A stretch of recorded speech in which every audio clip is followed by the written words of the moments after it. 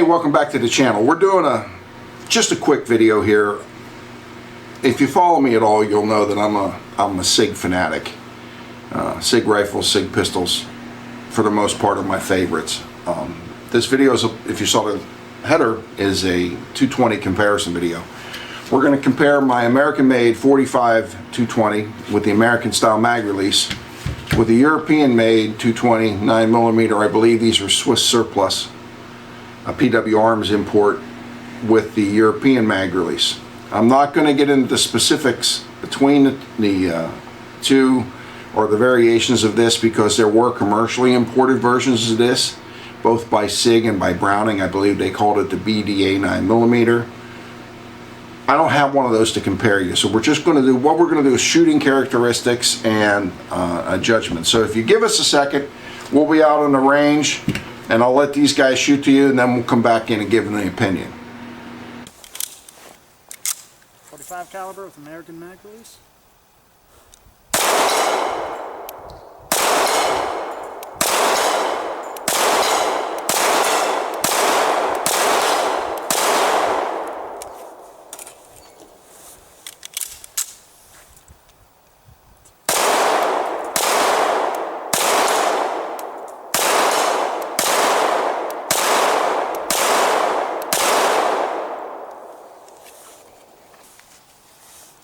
Nine mil European style heel mag.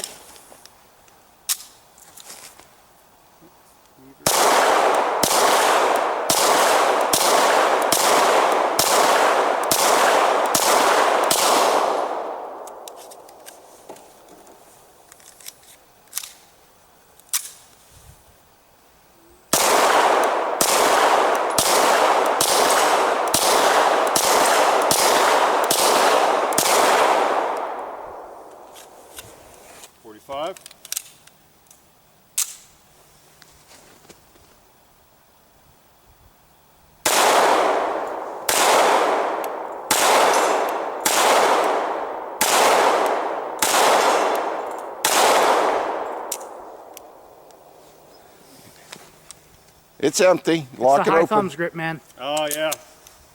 Change your grip. Yeah. You need to shoot weaver so you don't trip the mag or you don't trip the slide catch. Roger that.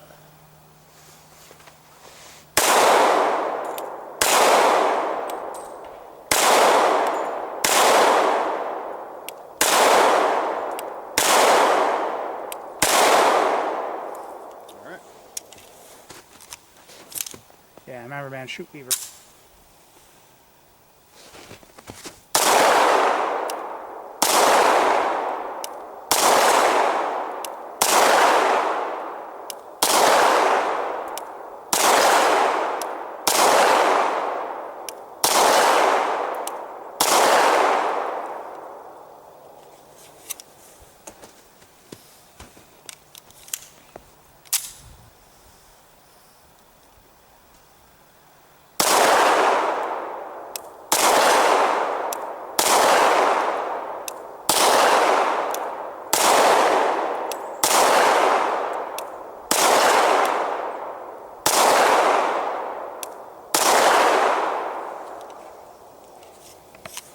Hey, we're back inside because it's too damn cold to be doing a review outside. So, David, what did you think of the 45 versus the 9? Well, I think Stan noticed, he shot first, that the grip that we're used to, because we're both Glock shooters, kind of interferes with the slide release, the slide catch. So I didn't shoot so great today, unfortunately. I really didn't. Wasn't so hot, but it was a little unusual having to swap out my my grip on the weapon. But beyond that, the trigger on them is fantastic. You know, kind of coming from, I don't want to call myself a Glock fanboy by any means, but I'm sure others might. But coming from somebody who shoots Glock a lot, I'm really impressed with the SIG. They're smooth, they fit great in the hand, and the triggers are just you know, outstanding. Stan? Yeah. Echo what Dave said. I mostly shoot Glocks. First time we were shooting them, like we both tend to shoot high thumbs, and noticed we weren't getting the slide lock back just because the we're depressing the slide catch with the thumb.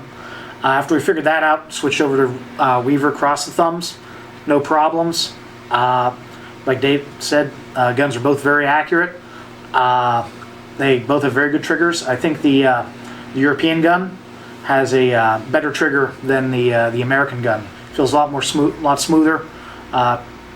Shorter reset too. One of the things we didn't get into, because if you just watched the shooting outside, it was freaking cold and we had to shovel out tons of snow, is we didn't start the guns with double action to get the double action feel, but the Swiss gun is, or the German gun is smoother. Also, when Dave shot it, he only got 7 rounds because we had run out of 45 ammo and it was too cold to go trudge through the snow to get more. These retail used for $500-600, and these are a couple $100 less. You know, so if this is 600, it's probably 400. If you're a new person, a new shooter, would you be comfortable in carrying this as a carry weapon? Absolutely, it worked. So the European mag release to you is a detriment, but not that much of a detriment. No. Especially if I'm on especially if you're restricted by a budget. Yeah, that's a perfectly viable firearm.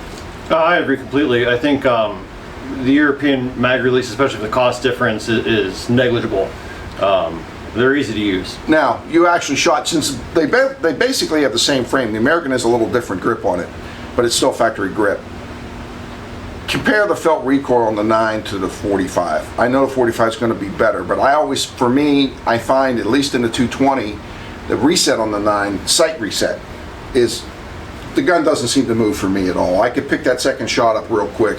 Whereas on this one, I still get the 45 flip and I have a little bit. My second shot, third shot are much slower in the 45. Well, especially modern ammo, there's honestly not that much difference between a 9mm and a 45. Use good ammo like HSTs, Hydroshock, something like that. You're not going to see any difference. I'd go with the 9mm. I have no problem with that. 9mm has better recoil characteristics, like you said. Yeah, I thought the 45 kicked a lot less than many other 45s I've shot.